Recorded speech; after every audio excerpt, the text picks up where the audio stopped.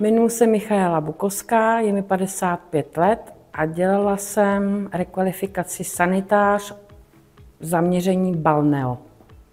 Co vás vedlo k té změně? To, že chci změnit svůj vlastní život.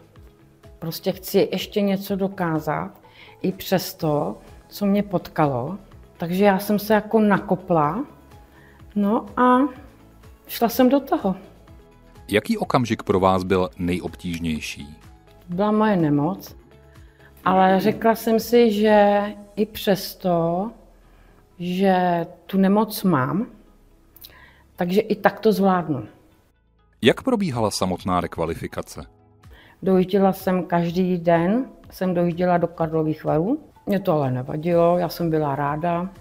Seznámila jsem se s novými lidmi, kteří mě ještě víc, který mě motivovali.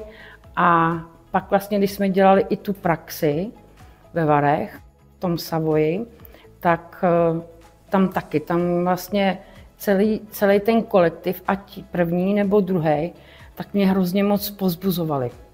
Jako paní Šubertová, Chomutovský pracovní úřad, ten mi hodně pomohl. Jak byste motivovala jiné lidi ke změně kariéry? Aby v sobě našli tu svoji vnitřní sílu, jo, a prostě chtěli ten život změnit. Prostě ten krok musí vždycky víc toho člověka samotného.